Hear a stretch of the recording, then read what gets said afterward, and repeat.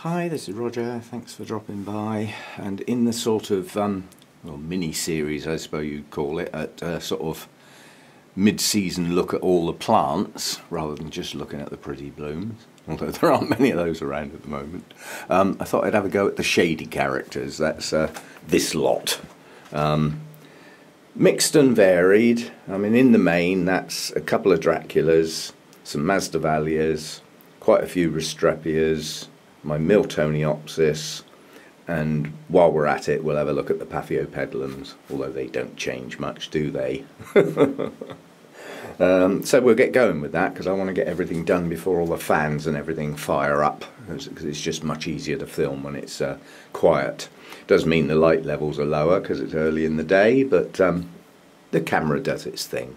We'll let it get on with it. Right, so we'll start off with some of the ones on the bottom shelf. This is effectively a pot full of Restrepo Kikis that have been potted up for somebody else. There's no tag in there, but I know which one. I know which ones they are from the video when I did it. Otherwise, I'd have lost track. But quite honestly, I'm not sure they've taken properly yet. It's difficult to tell until some new growths come out. But the leaves haven't sort of yellowed and died, so there is some root activity in there. I mean, there is actually one new growth here with a nice leaf on, so at least one of them's taken. So that's that. This little Restrepia was one of the ones my daughter tried to grow and failed miserably, so it had to come down here. It had virtually no roots. She couldn't look after them without the humidity and stuff. That is the downside if you're going to go for quite a few of these cooler growers, Masdevallias, Restrepias and the like. They do need high humidity and must not dry out. So conditions in a flat, as well as your mind being on other things because of her surgery that was coming up, they didn't do well. But it's coming on now. That's Restrepo Euphipium. A young plant obviously, but yeah, it's coming on. It was one of the ones from Burnham's. I think she got two. And the stupid thing at the back is a Kiki that I took off of the only Pleurophallis I've ever had, which was Restrepiodes Dragonstone, and it's still alive. I have no intentions of keeping that long term. The mother plant was a very large plant and it never bloomed for me, so it was one of the ones that got given away in the 4,000 thing when I did it. So that's those three. The other thing I'll say is I'm doing this shelf because they've come round to the point where they needed watering. Because of my weekend activities, picking my daughter up, taking her home and things like that, they all got the spray. Now, under normal circumstances, when I use the sprayer for pots, it doesn't get them wet enough. All three of these plants are still wet. Yeah, they got sprayed on Saturday, and today is Tuesday, so they obviously got wet. The difference? Had no heat. The weather changed dramatically. They had very little sun, although it looks like we might get some today. So there's been very low heat in here and very, very high humidity. So the pots don't need watering. All three of those are not getting watered. I'll still get all of the ones on the shelf out because the sprayer doesn't do all of them because I can't see what I'm doing. So I'm sure some will need watering, but all three of those are plenty moist enough. In fact, they're wet. So we'll see how we go with the rest of them. Oh, and I suspect somebody will ask as well, the last time these plants were watered properly they were flushed, and this time they're getting what I call leftovers.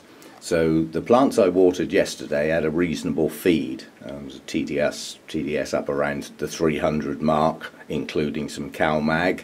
There was a bit left over, so all I've done is pour some more RO water in with it to get a very low mix. And the total TDS reading of the water I'm using, if I manage to find some that need watering, is actually 65.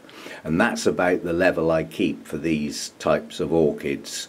They really don't use much food. one of the really good Masdevallia growers who's got hundreds of the flipping things. I asked him how he feeds them, and he said, well, basically I don't. I said, well, you can't give them no food at all. He said, I feed them now and again, a few times a year.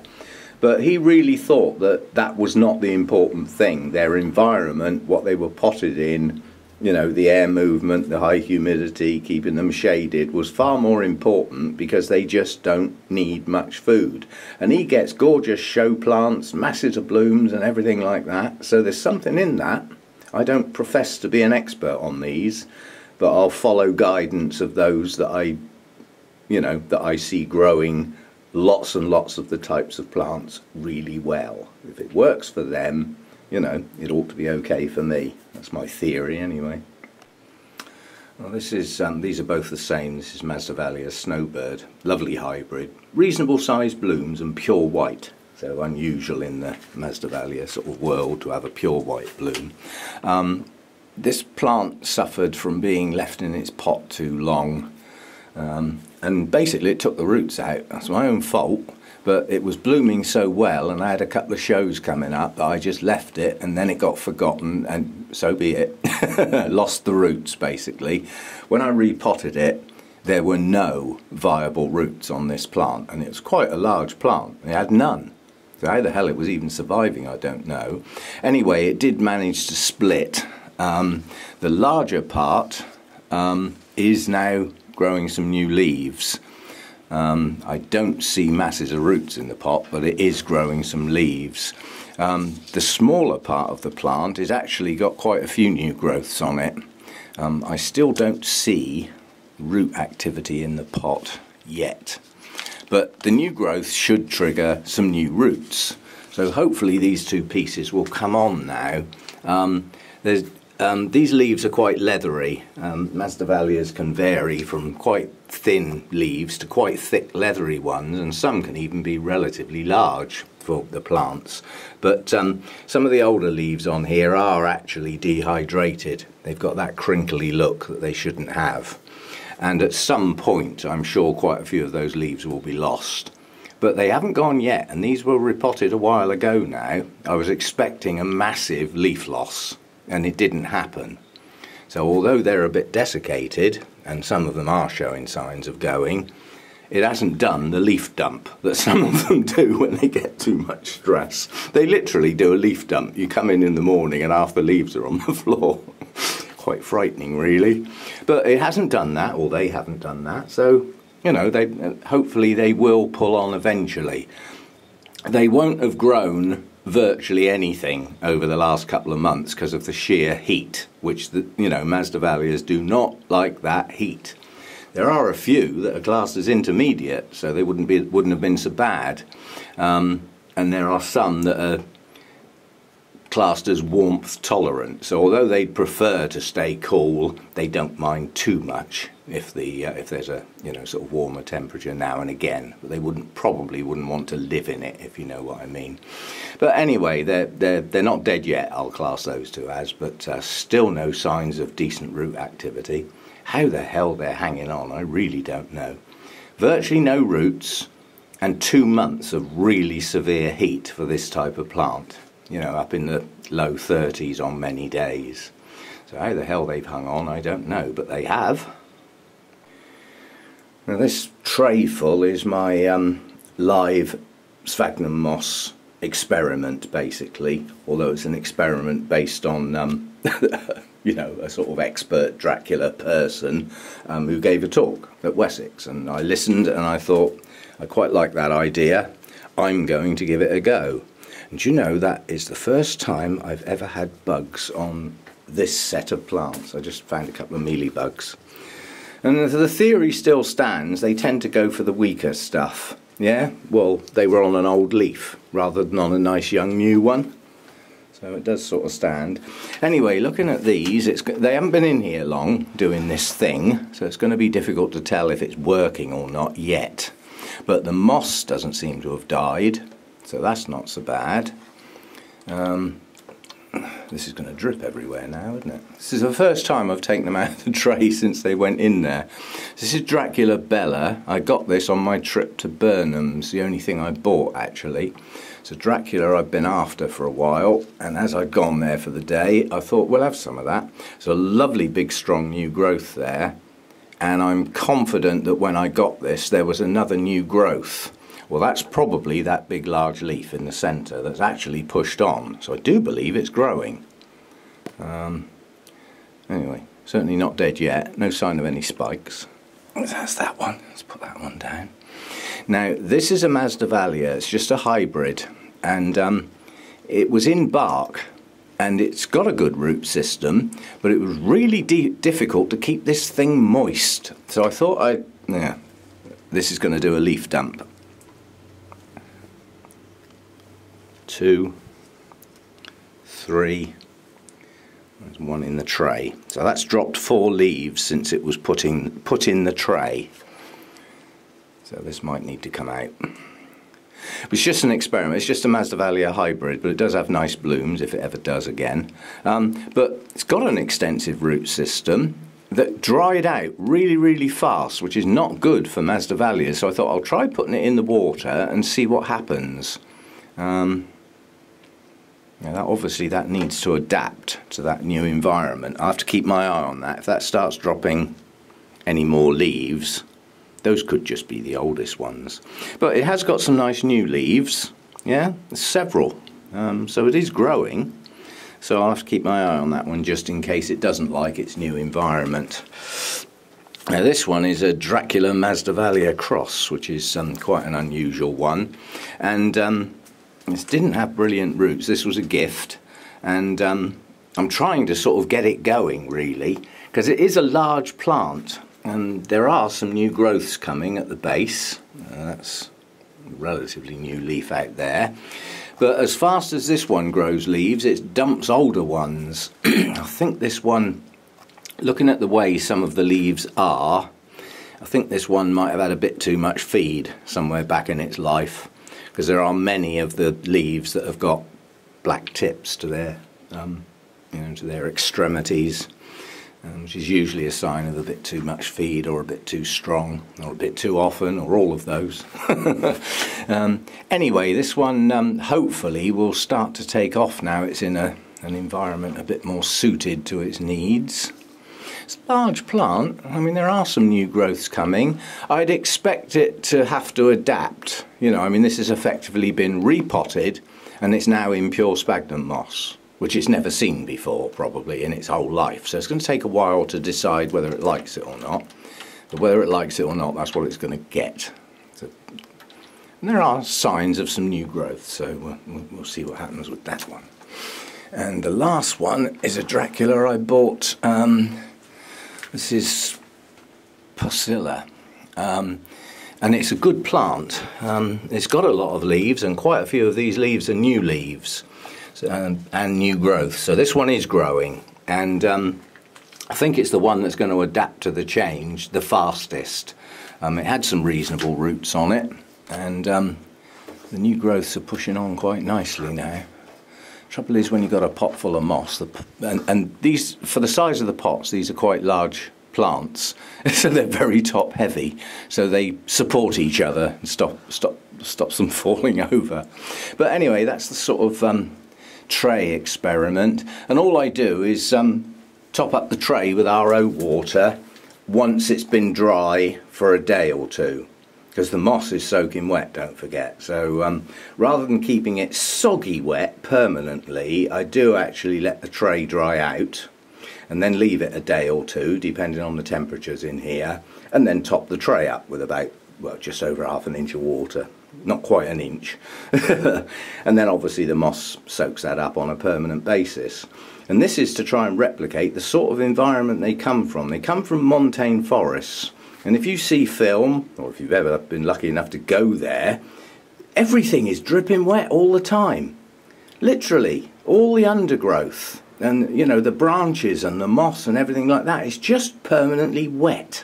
So that's the environment they come from. It's also cool, misty, foggy, very high humidity. Not a huge amount of light. This is tropical forests, just a bit higher up, which is why the mist and fog is always around. You get the warmer air comes up from the coast, and as it rises up, turns to mist and fog. So these are like evergreen forests that are shrouded in mist and fog. So quite an unusual environment, and it's quite specific, especially on quite high mountain ranges. Down near the bottom you won't get any of that, but as you climb up you move into the montane forests, and then you come out the top and it's clear again. So it's like an area normally part way up quite a high mountain. You don't find that sort of environment very often in flat areas. It's normally on slopes. So anyway, it's an experiment, and we'll see how it does.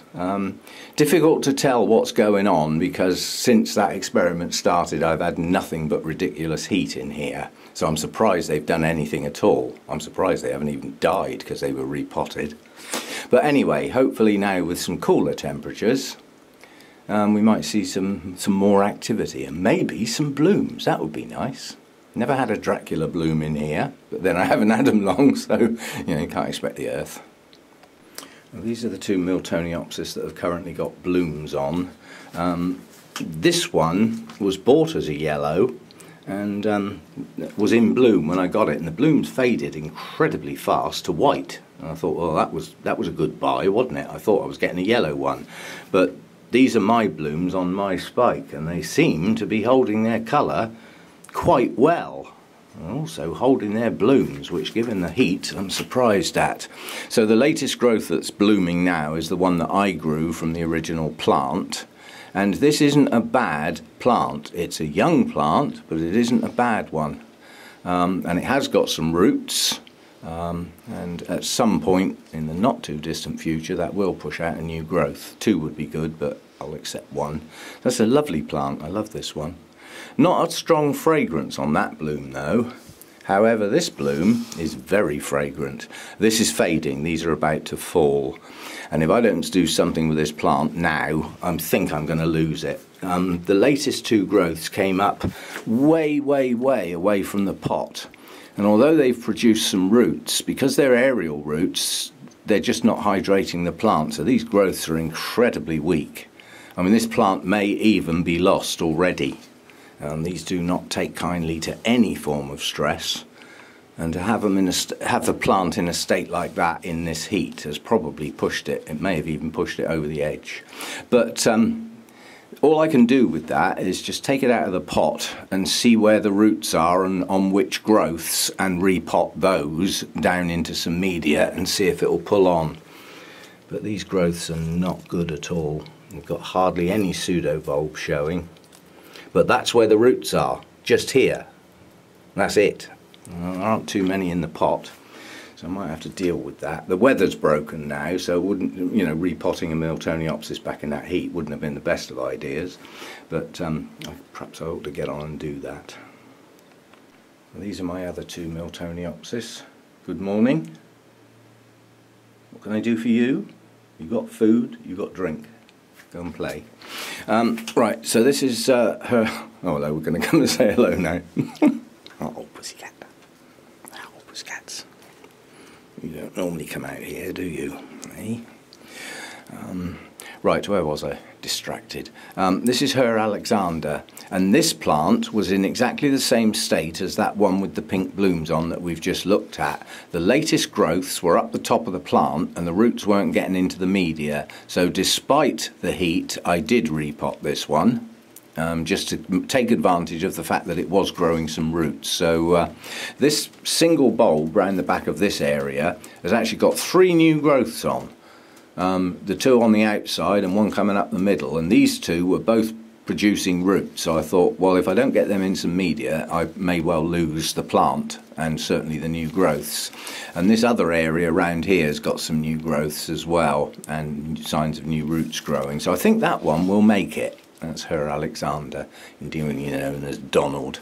This one was a gift, because I've been bellyaching about yellow Miltoniopsis for so long and how common they are in the States, and you've got a hell of a job to find them in the EU. So somebody sent me one. The new growth on this is pushing up lovely, and I have got roots in the pot, so this is a good Miltoniopsis. I think this will progress at a reasonable rate, and I'll be very, very interested in seeing the blooms. Whether I get any on this growth, I don't know. Difficult to tell, but at least it's a strong new growth with associated roots. So that's my Miltoniopsis.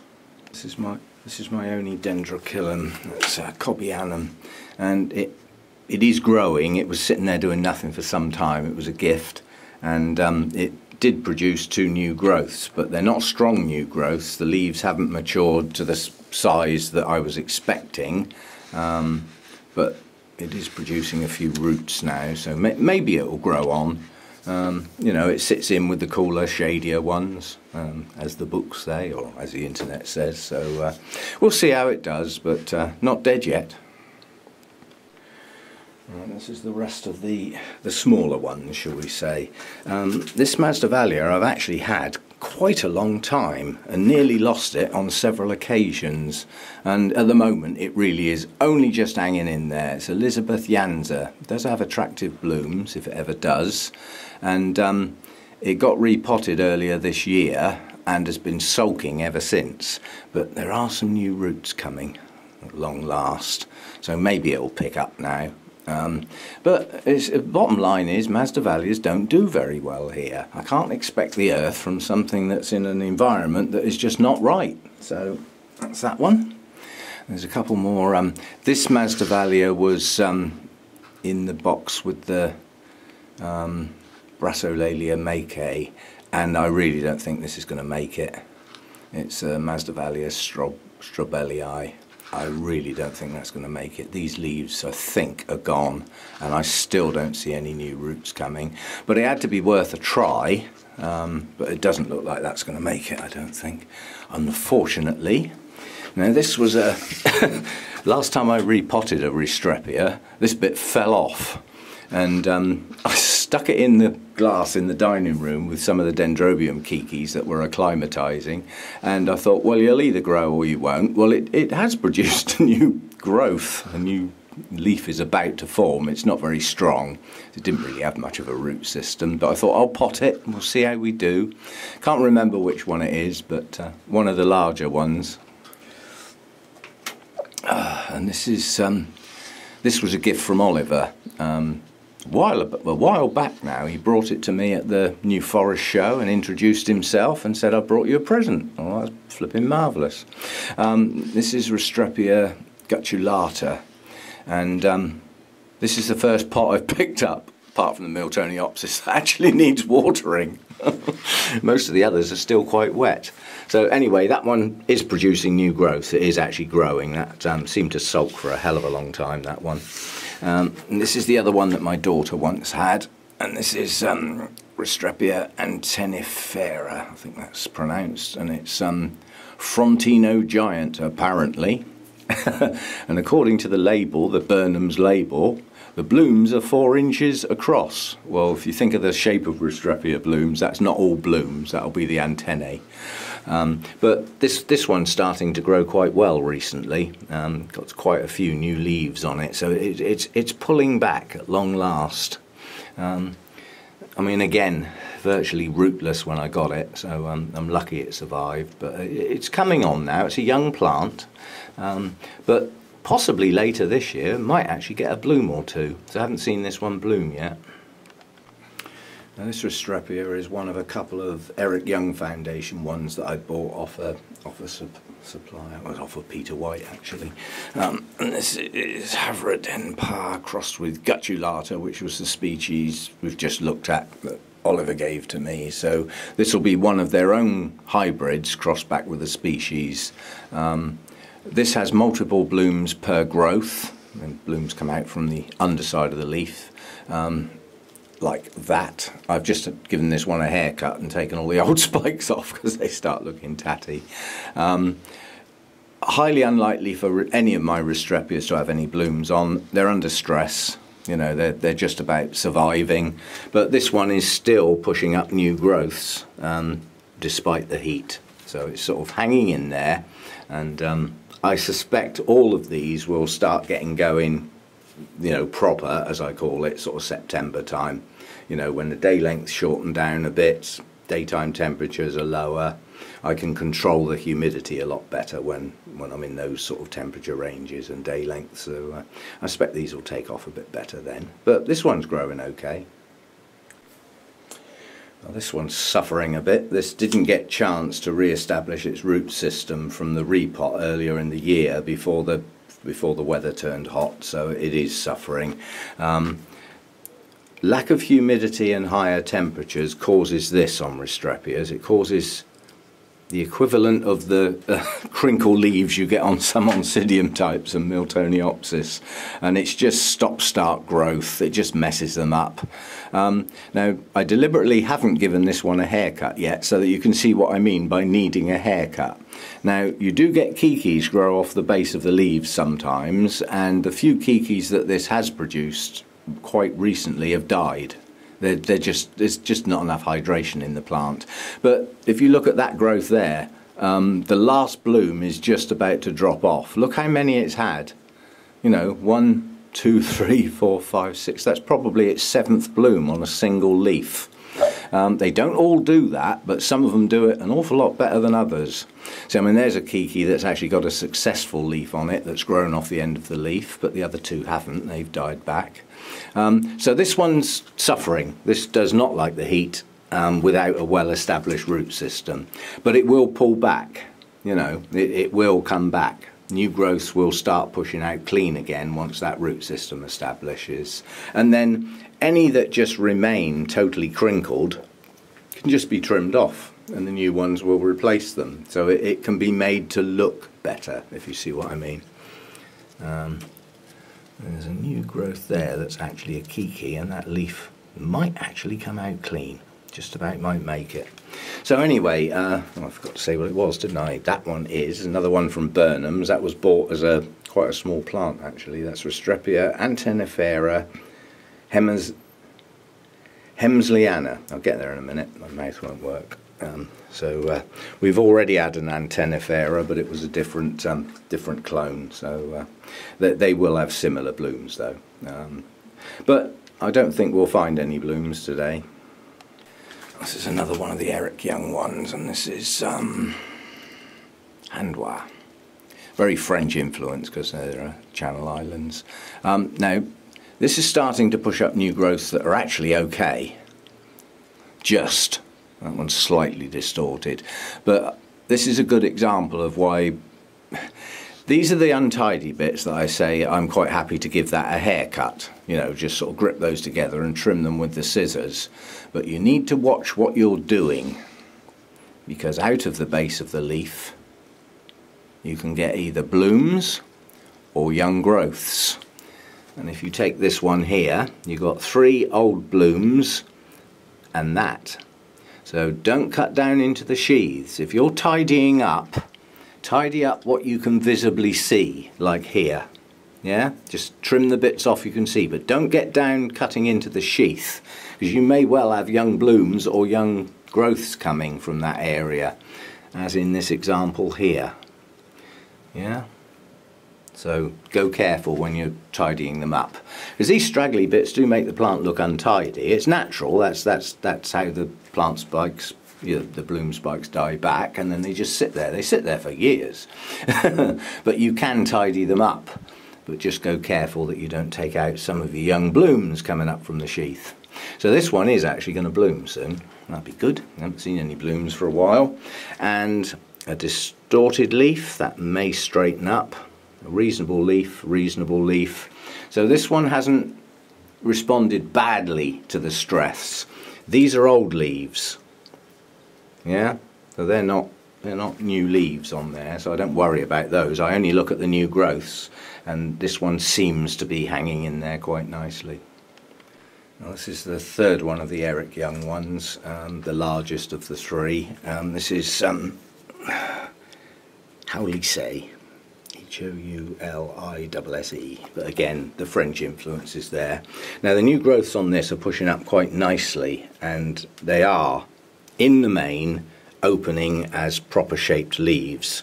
So this one survived the heat probably better than any of the others, A couple of the leaves have got slight kinks in them, but not totally distorted. So this one's sort of coming on okay. This one also needs a flipping good haircut to tidy it up, but not now. Too much to do today. There's no sign of any blooms on that one at the moment either. But this one blooms well. You know, I would suggest all of the Restrepias are under stress and they're not going to bloom until like now. We might trigger some blooms now the weather's broken, unless it just gets hot again, in which case they won't get a chance to sort of respond. They'll just go back into that sort of semi-dormant state because they're under stress. Then they'll pick up again come autumn time, I suspect. But they can bloom any time of year. They don't have a season. As the new growths mature and the leaves darken, that's how you tell they're mature, they grow full length immediately. You know, they don't carry on growing their length. They grow up to the length they're going to be, and that's where they stop. But the leaves open a paler green and then darken. And at the point they go dark is the point they normally start producing their blooms. So that's how they mature. This is my largest Restrepia. I've had this one the longest. It originally came from Burnham's and it was my trial plant. I got it to see if they would do okay, and then subsequently got a few more. So I've had this one quite a long time. This is Falkenberg II. It's also one of my favourite blooms. But this one has a few signs of heat stress, but in the main it's doing pretty good. There's an awful lot of new growth, some of which are Kikis. In fact, quite a few of these are Kikis, but some are coming up from the base as well. And the probable reason why this one is not suffering so much is down here in the pot. It's got a hell of a root system on this plant. Really extensive root system. That pot is full of roots. Now I know a lot of orchids tend to chuck all their roots out to the side of the pot and they seem to grow round the outside as though they're heading for the light. I think they just head out in all directions and hit the pot, and then they can't go any further, so they go round. That's why they always seem to be there. But the Restrepias, that pot is full of roots. They're not just round the outside. It's an absolute massive root system on this plant. And this one's doing well. No sign of any blooms at the moment. Not a light, but hopefully they will come soon. It has had a couple through the hot spell, but they only last a couple of days in that sort of heat. They just keel over. They open and drop. But under normal circumstances, it lasts quite well. So that's certainly my largest and the last of the Restrepias. These two little miniature Paphiopedilums were two that my daughter tried as well. And they came to me with no roots. So I'm surprised they've still got leaves on and even still exist. But this one, if it's going to come out, yes it is, still has no signs of roots. And yet it's still got its leaves. That's Paphiopedilum delinati, and it's the vinicolor type. So it's not dead, but it's not growing. And it's been like that over a year. This one, however, this one is getting some roots at long last, and it has grown several new leaves. Or I say roots, it might just be root. But there is root activity. It has now got at least one root in that pot, even if it is only the one. And it is producing new leaves, so it's on the mend. Those are the two little miniatures. They really don't grow much bigger than that. And they have consequently smallish flowers for Paphiopedilums, but very attractive. And that was Paphiopedilum Thomson was the other one. Now this Path hybrid has actually been registered, but I can't be bothered to go and look it up. When I got it, it was classed as Warden crossed with Raisin Wine. I think that has actually got a proper name now. But this one stalled for quite a long time after it last bloomed. And recently it started to produce some roots down in the pot. So not lost, but slow growing on that one. I mean, it's still possible that growth could bloom, but it's probably going to be a winter-time bloomer. It always has been, so we'll wait and see. But it's currently pushing up a new leaf, having just produced this one. So it's growing, not dying. That's all I can say about that, really. This one is Paphiopedilum Magical Venus. And this did actually bloom in the house in the winter time. The blooms didn't last long at all. And I'm just going to go and have a look. No, I think we're looking at dust. I was just thought I possibly had spider mites.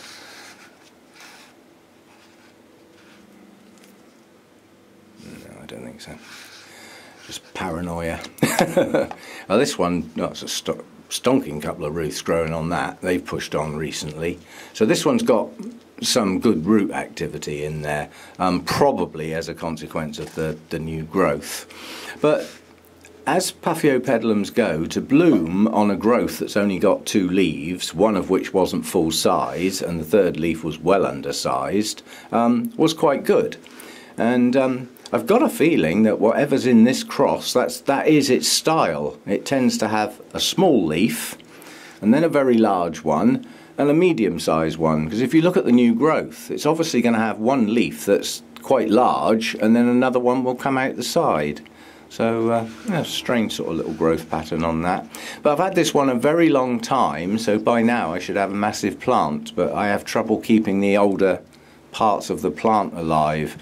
This is the only Paphiopedilum I think I've got that's got the 3 stages. It's got the oldest growth, which has still got leaves on, which I'm surprised at, and then it's got the one that bloomed back in the winter and the new growth coming on at the front. You know, I mean, ideally, and in an ideal world, that plant ought to be producing 2 new growths at some point, but I never seem to be able to achieve that. Now this is the new growth of Paphiopedilum Macabre.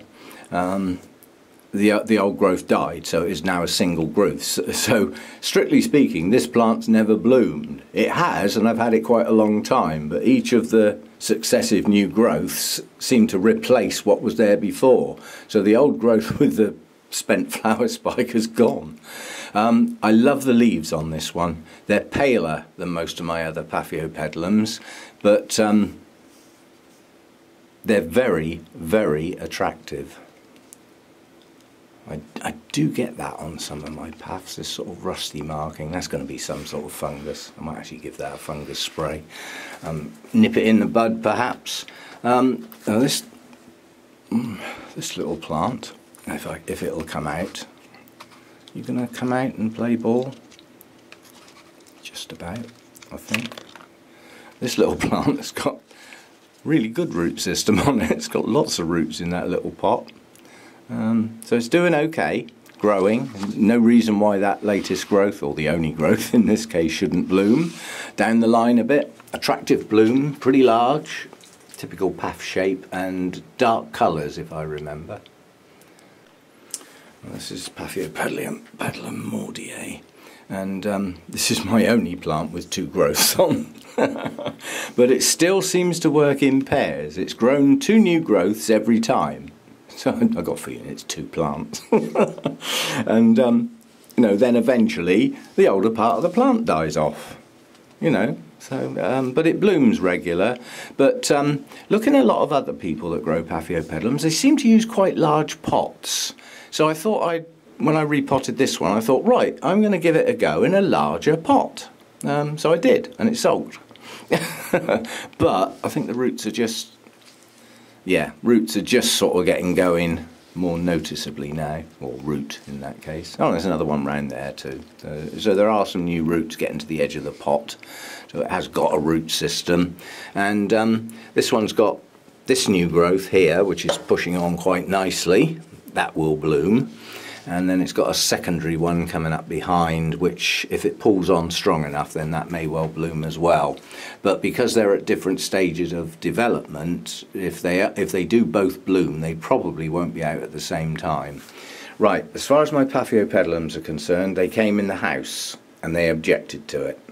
And so did most of the other plants that came in the house for the winter last year. It's quite a shock, an environmental shock, to come out of this sort of environment with the high humidity, good airflow and the light levels that are achieved in here, to suddenly be brought into the house where, from a plant's point of view, it's almost dark. Yeah, they lose their humidity and they lose their fan, they lose their airflow. And I'm not doing it again. effectively my low nighttime winter temperature is 12 degrees. These should be able to take it, and I think they'll do better staying out here in an environment they're comfortable in and not get disturbed. So they may get a little stressed with lower nighttime temperatures, but nowhere near as much as being hoiked out of this place and put in a dry dining room, you know, where there's radiators drying out the air and stuff. And even though I had humidity trays with the you know, clay pebbles in there with water, it doesn't raise the humidity that much, you know. So they were going down from high humidity to low humidity, total change of light level, and they lost their airflow, their air movement, because the air in the house is quite still. So they're staying out here this winter. They'll have to put up with it.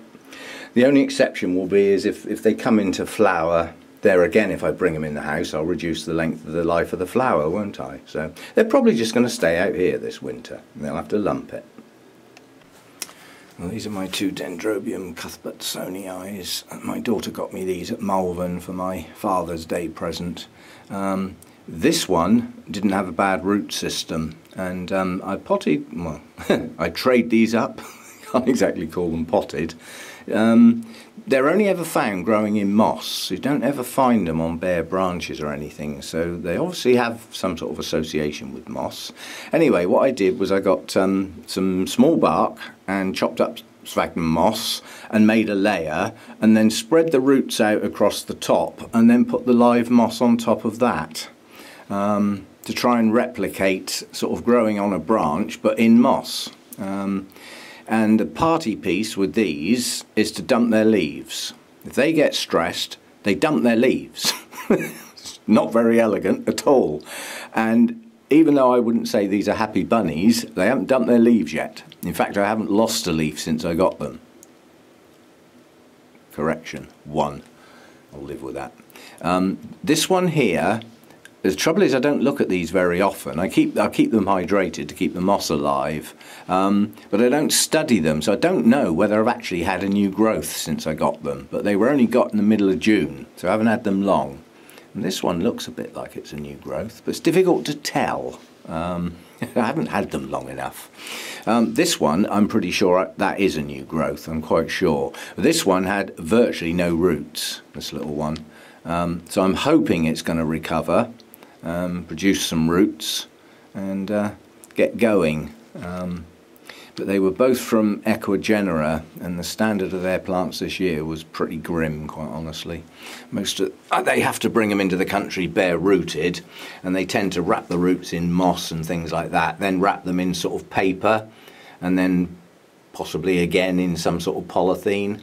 And they were smothered in mould. The wrappings were smothered in mould this year. They really looked in a poor state. Anyway, these two are hanging on. As I said, I'm pretty sure that's a new growth on that one. Not sure on this one. But anyway, they haven't done their party trick and dumped all their leaves, so that's a bonus. These are genuine miniatures. This is the size of the pseudobulbs on these two. They will spread. They don't grow tall, they spread. Sort of mat forming, and if this one had a bloom it would be half the size of that plant. Relative to the plant size, the blooms are enormous, which is why I got them, and they come in all colours.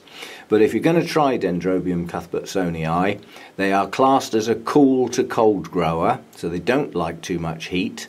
You can get away with it if you've got good humidity, and they're only ever found in the wild growing in moss. So I think that could be important, you know. So anyway, that's my two. So that's the end of the shady characters. The two Dendrobium Cuthbert Sonii live there, not necessarily because they're shade lovers, but they're cool and they like a lot of airflow. So they live directly in front of that 6-inch computer fan. They're under a constant cooling breeze. They get pretty good light there. It's not bad. It's through one layer of shade netting. I mean, come the winter time, the shade netting will be off anyway, and they'll be in quite bright light. But it's the cool breeze that I'm after, and that may have been the saving grace, the reason why they didn't do their party piece and dump all their leaves, because of the change of environment and stress levels. Anyway, that's the Shady characters done, so that's another set out of the way. Not too much more to go now. Thanks for dropping by. See you next time.